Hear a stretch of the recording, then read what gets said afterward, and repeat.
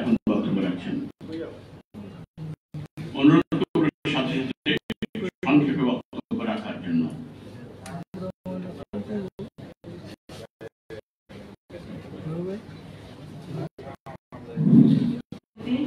আমাদের সকলের শ্রদ্ধাভাজন ব্যক্তি রণাঙ্গনের বীর মুক্তিযোদ্ধা জনাব ইশতিয়াক কাজী জুলফার ভাই, মঞ্চে উপবিষ্ট সিনিয়র নেতৃবৃন্দ, আমার সামনে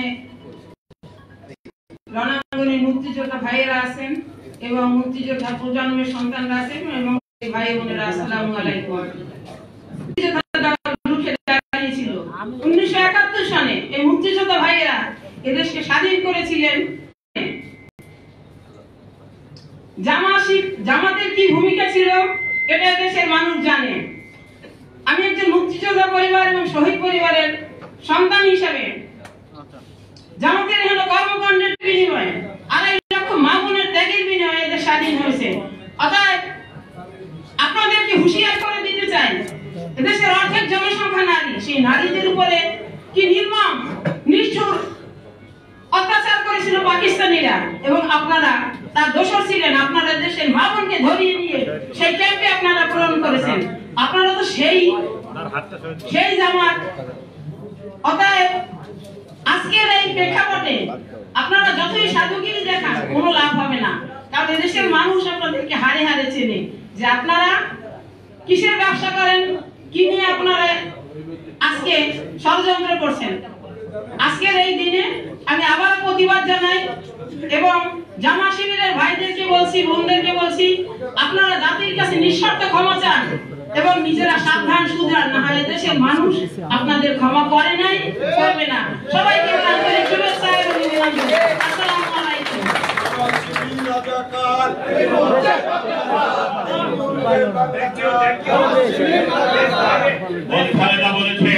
তারা ক্ষমা চাইতে, তারা ক্ষমার অযোগ্য, সীমা ছাড়িয়ে গিয়েছে। আজ 14 বছর পরে হলো তাদের বিচার করতে হবে এই দেশের মাটিতে। এখন বক্তব্য রাখার জন্য অনুরোধ করছি বাংলাদেশ জাতীয়তাবাদী মুক্তি দলের অন্যতম যুগ্ম সাধারণ সম্পাদক নুরুর রহমান জাহাঙ্গীরকে। নুরুর রহমান জাহাঙ্গীর। বিসমিল্লাহির রহমানির রহিম। অগ্রগামী প্রতিবাদ সভার সম্মানিত সভাপতি, মুক্তিযোদ্ধা দলের বিপ্লবী সভাপতি রণাঙ্গনের বীর মুক্তিযোদ্ধা জনাব ইশতিয়াক কাজী জুলফার, মঞ্চে উপবিষ্ট আছেন বিএনপির সিনিয়র নেতৃবৃন্দ, উপস্থিত আছেন রণাঙ্গনের সাথী ভাইয়েরা, উপস্থিত প্রজন্মের সাথী বন্ধুরা, আপনারা আমার সংগ্রামী সালাম গ্রহণ করুন। আসসালামু আলাইকুম। বন্ধুরা আমার, স্বাধীনতার 53 বছর পরেও জামাত শিবির এবং ইসলামিক দল চরমনায় এরা স্বাধীনতা মেনে নিতে পারে না, স্বাধীনতার বিরুদ্ধে তারা ষড়যন্ত্র করতেছে।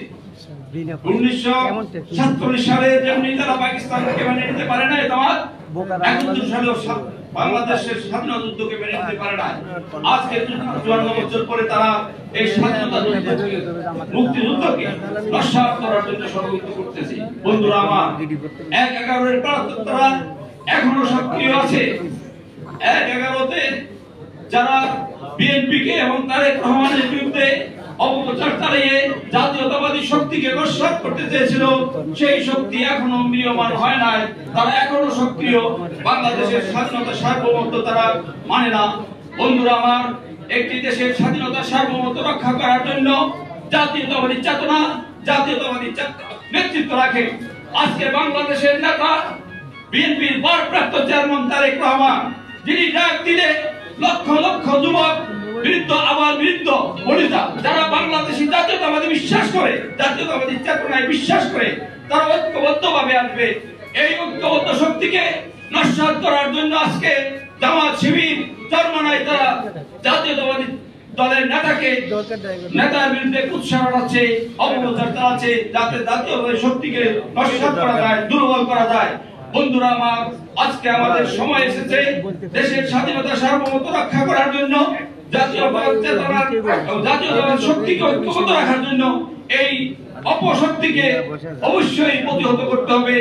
আমরা যারা মুক্তিযুদ্ধের সন্তান আছে, মুক্তিযোদ্ধারা জীবিত আছে, এদেরকে ঐক্যবদ্ধভাবে আগামী দিনে যাতে এই স্বাধীনতা বিরোধী, মুক্তিযুদ্ধের বিরোধী শক্তি মাথা ছাড়া দিয়ে উঠতে না পারে, তাদের অপকৌশল, অপশক্তিকে নস্যাৎ করব, এই আশাবাদ ব্যক্ত করে আমি আপনাদের সামনে বিদায় নিচ্ছি। আসসালামু আলাইকুম। ধন্যবাদ জাহাঙ্গীর। এখন বক্তব্য রাখার জন্য অনুরোধ করছি বীর মুক্তিযোদ্ধা নরসিংদীর বীর মুক্তিযোদ্ধা জনাব ফজলুর রহমানকে, জাতীয়তাবাদী মুক্তিযোদ্ধা দলের ভাইস প্রেসিডেন্ট।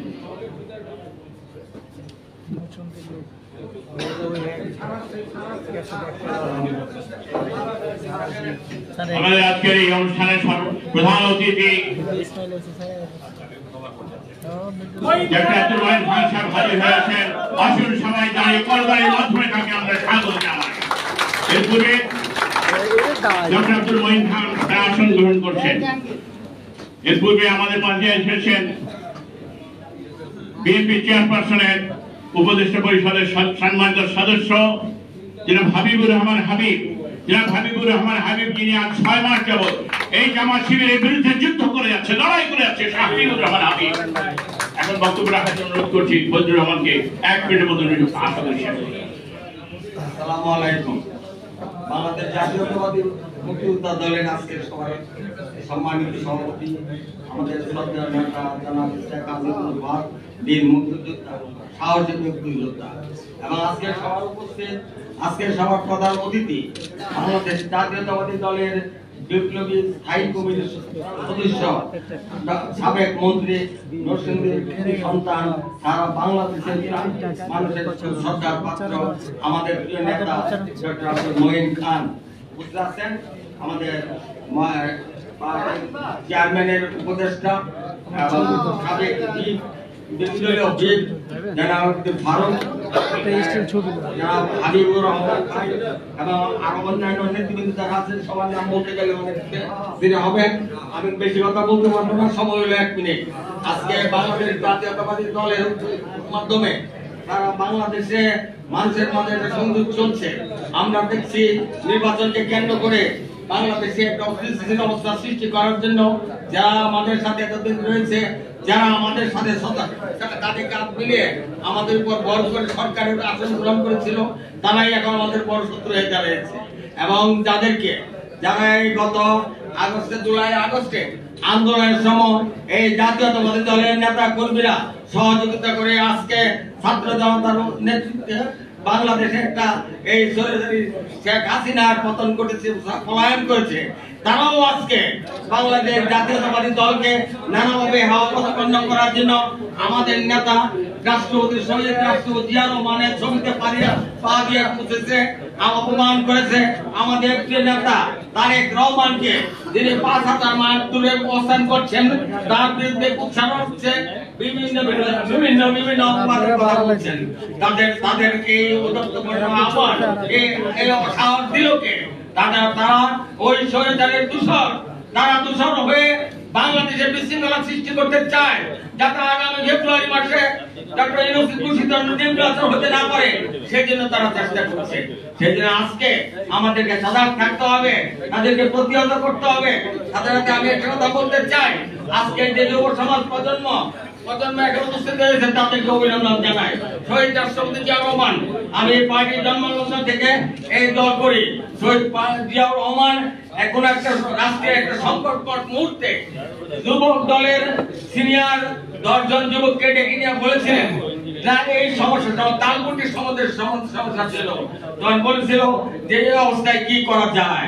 তখন যুবক নেতাদের মাঝে একজন জীবিত আছেন কাজী মনিরুজ্জামান আলমগীর, আলমগীর রায়, মির্জা আব্বাস এবং বাগেরহাটের শেখ মুজিবুর রহমান, তারা জীবিত আছেন। আমরা তখন তাদের জুনিয়র, আমাদের ঢুকতে দেয় নাই।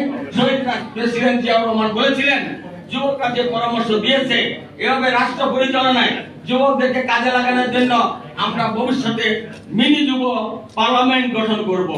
মিনি যুব পার্লামেন্ট গঠন করার আহ্বান করেছিলেন। আমার মনে হয় আজকে যদিও দল ক্ষমতা নাই, এই সংস্কারের মধ্যে এটা থাকা দরকার ছিল, কারণ যুবকদের মধ্যে প্রতিযোগিতা সৃষ্টির জন্য, আগ্রহ সৃষ্টির জন্য এই সংস্কার আনা যায়। দলের ভিত্তিতে যদি আমরা প্রতিযোগিতা করি, বিভাগীয় পর্যায়ে, জাতীয় পর্যায়ে প্রতিযোগিতায় যুব পার্লামেন্টের মাধ্যমে একজন বয়স্ক আমাদের জনাবুল ফারুক ভাই 7 বার এমপি হয়েছেন, আমাদের আব্দুল মঈন খান বারবার এমপি হয়েছেন, তাদের মধ্যে লোকদের মাধ্যমে আমাদের এই কাজগুলি করা যায়। এই জন্য আজকে আমরা এই যারা নাকি আমাদের বিরুদ্ধে অপপ্রচার করছে তাদের দাঁত ভাঙার জবাব দেওয়ার জন্য সবাইকে প্রস্তুত থাকার জন্য আহ্বান জানাই।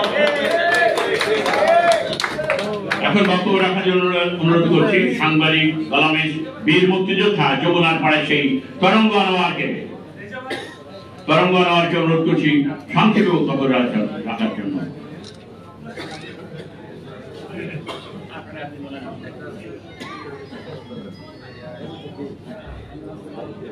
আসসালামু আলাইকুম।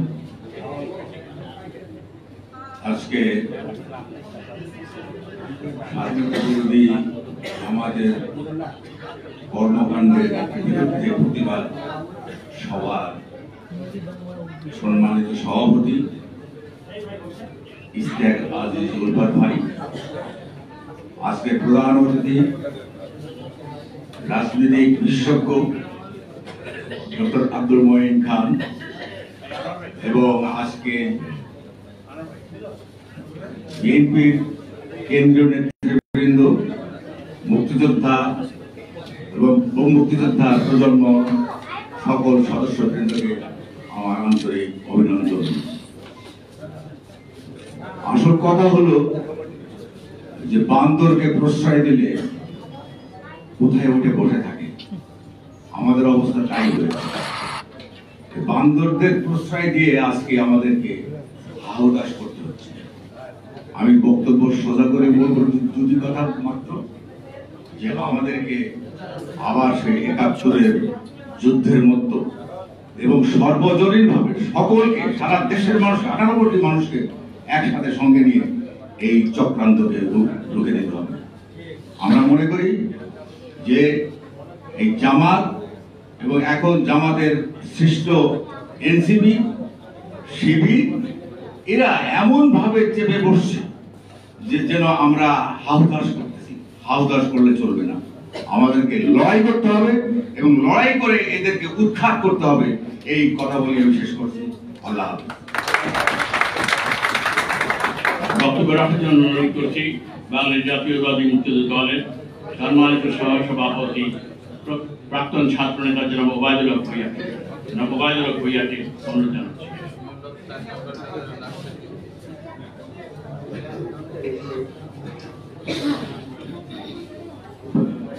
বিসমিল্লাহির রহমানির রহিম।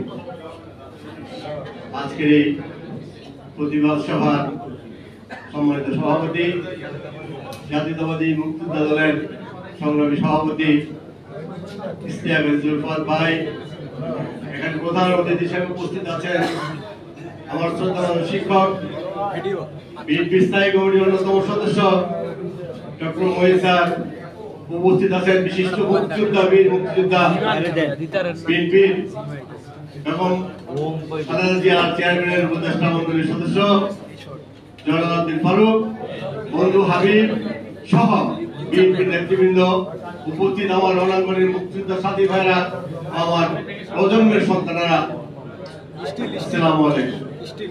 বক্তব্য যাদের বিরুদ্ধে দিতে যাচ্ছি তাদেরকে বাংলাদেশের মানুষ ভালোভাবে চিনে। শুধু বাংলাদেশ না, আমাদের বাপ চাচাদের মুখ থেকে শুনেছি যারা ৪৭-এর পাকিস্তান আন্দোলনেও পাকিস্তানের বিরোধিতা করেছিল, ৭১-এ বাংলাদেশের বিরোধিতা করেছে, ৮৬-তে বেঈমানি করে, জাতীয়তাবাদী শক্তির সঙ্গে বেঈমানি করে হাসিনার সেই এরশাদের পার্লামেন্ট ইলেকশনে যোগদান করেছিল এবং ৯০-৯১-তে বেঈমানি করেছিল। সবসময় যাদের চরিত্রই বেঈমানি করা, আজকে তাদের বিরুদ্ধে আমাদের কথা বলার মতো কোনো মানসিকতা নেই। তাদেরকে আমাদের পূর্ববর্তী এক বক্তা বলেছে শহীদ রাষ্ট্রপতি জিয়া রহমান, অতি মহাবত্তর পরিচয় দিতে গিয়ে তাদেরকে ক্ষমা করেছে। আজকে তারা তাদের চরিত্র কোনো অবস্থাতে পাল্টা নেয়।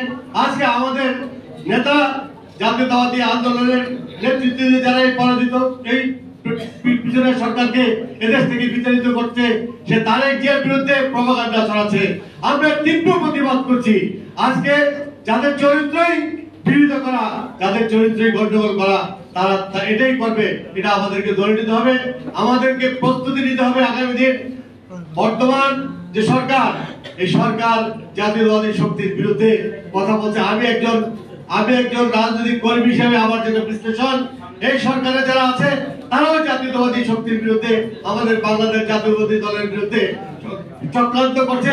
কি করে এই দলকে হেয় করা যায়, জনসমক্ষে ছোট করা যায়। সুতরাং আমাদের নেতা কর্মীদেরকে সজাগ থাকতে হবে, অন্তত তাদের চক্রান্ত থেকে যেন আমরা নিজেদেরকে মুক্ত রাখতে পারি।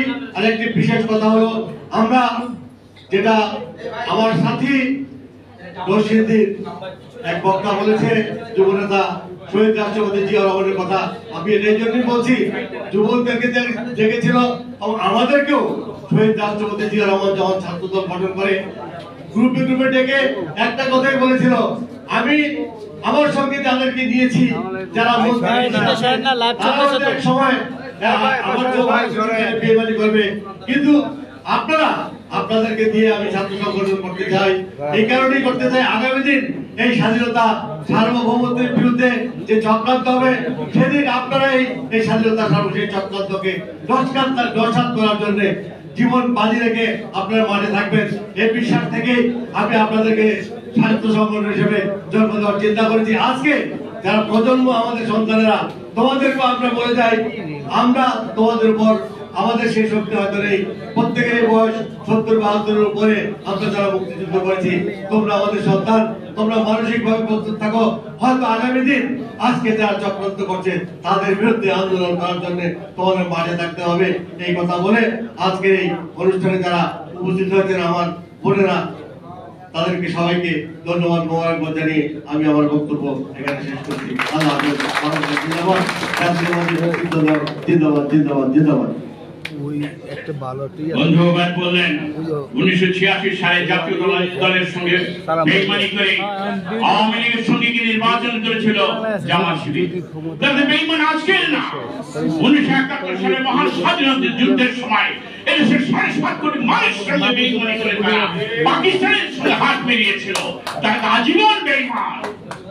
এখন বক্তব্য রাখার জন্য অনুরোধ করছি মুন্সিগঞ্জ পৌরসভার সাবেক চেয়ারম্যান, মেয়র এবং মুন্সিগঞ্জ সদর উপজেলার সম্মানিত চেয়ারম্যান, সাবেক চেয়ারম্যান অ্যাডভোকেট মুজিবুর রহমানকে এবং জাতীয়তাবাদী মুক্তিযুদ্ধ দলের ভাইস প্রেসিডেন্ট অ্যাডভোকেট মুজিবুর রহমানকে অনুরোধ করছি।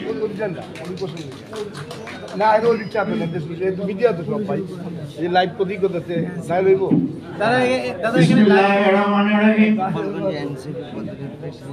1970-71 সালে এই বিপুল একটা সম্ভাবনা বিজয়ের,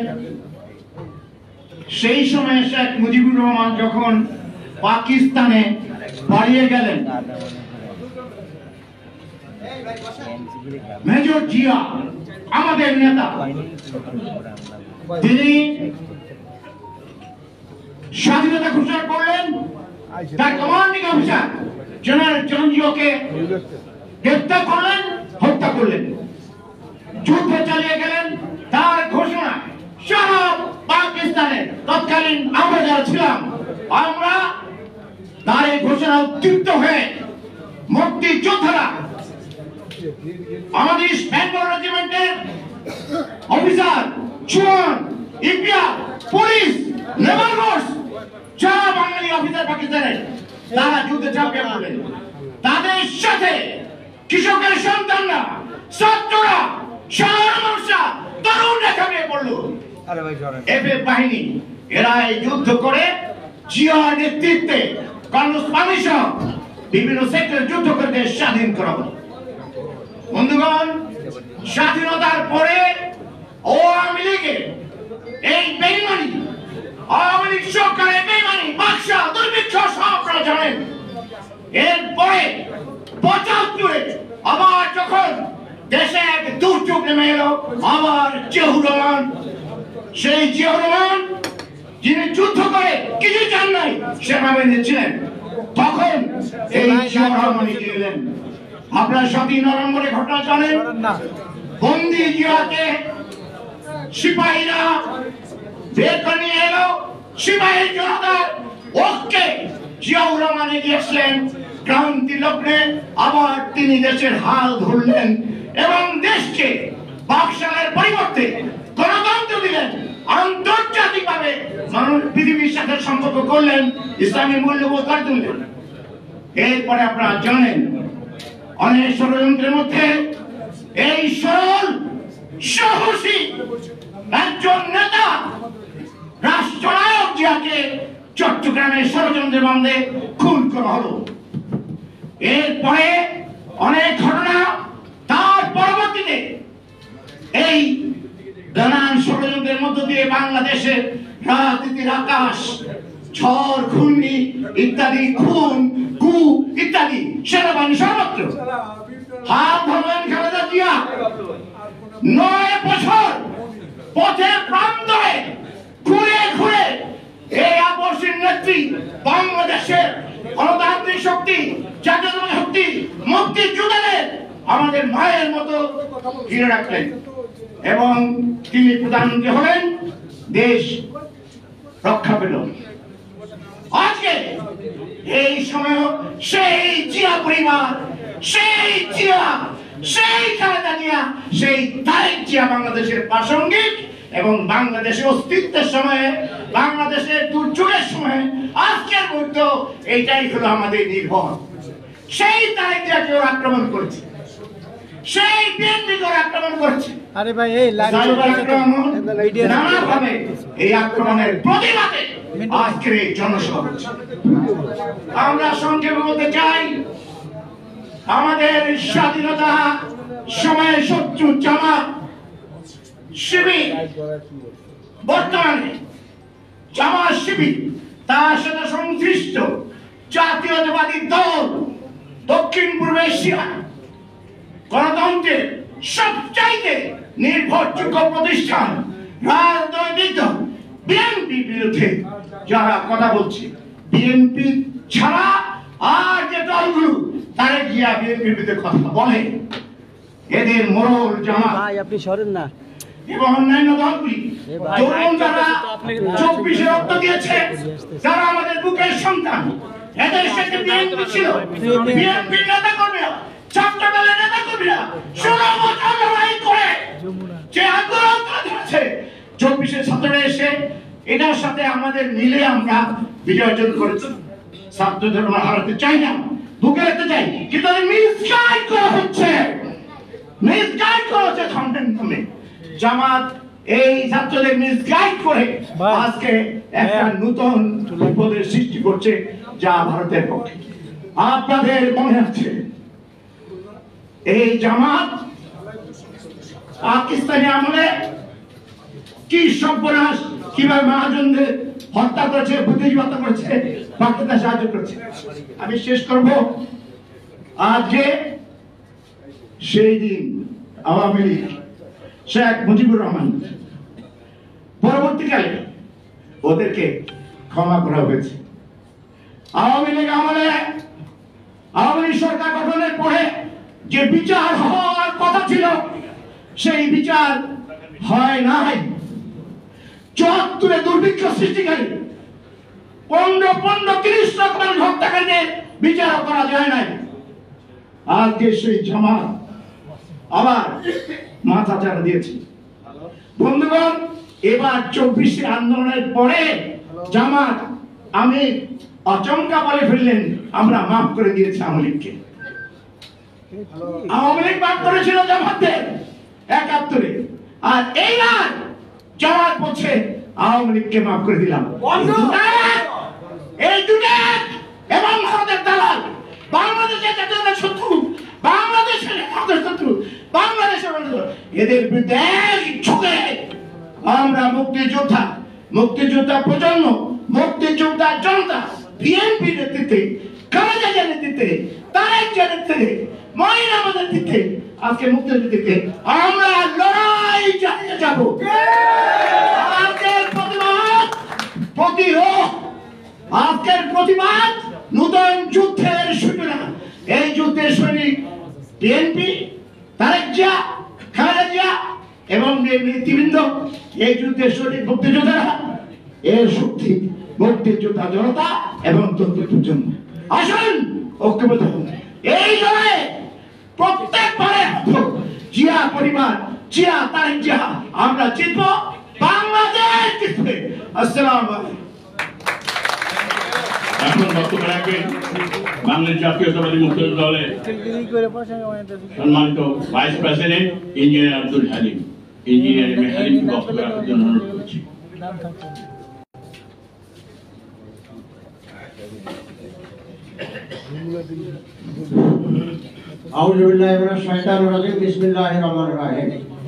আজকে সবার মাননীয় সভাপতি, শ্রদ্ধেয় প্রধান অতিথি, সম্মানিত বিশেষ অতিথিবৃন্দ, সম্মানিত উপস্থিতি, আসসালামু আলাইকুম। বাংলাদেশ জামাত ইসলামী নামক একটা রাজনৈতিক দল ইদানিংকালে বেশ বাড়াবাড়ি করছে। অথচ এই বাংলাদেশ জামাত ইসলামের ইতিহাস আমরা প্রত্যেকেই জানেন যে বাংলাদেশ সৃষ্টির তারা বিরোধিতা করেছিল। তারা শুধু বাংলাদেশ সৃষ্টির বিরোধিতা করেই ক্ষান্ত ছিল না, তারা শুধু পত্রিকায় বিবৃতিতেই ক্ষান্ত ছিল না, তারা তৎকালীন সময়ে পাক হানাদার বাহিনীকে সরাসরি সহায়তা করেছে, সহযোগিতা করেছে এবং পাক হানাদার বাহিনীর শক্তি বৃদ্ধির নিমিত্তে তাদের নিজেদের লোকদের রাজাকার আল-বদর শামস বাহিনী গঠন করেছিল, যারা এদেশে হাজার হাজার মা-বোনের ইজ্জত লুটেছে, এদেশে অসংখ্য মুক্তিযোদ্ধাকে হত্যা করেছে, নিরীহ মানুষকে হত্যা করেছে। এই জামাত ইসলাম বাংলাদেশি জাতীয়তাবাদী আদর্শে বিশ্বাসীদের একটা জিনিস মনে রাখা প্রয়োজন যে জামাত ইসলাম অতীতেও কোনোদিন বাংলাদেশি জাতীয়তাবাদী আদর্শের বন্ধু ছিল না, এখনো না, ভবিষ্যতেও তারা থাকবে।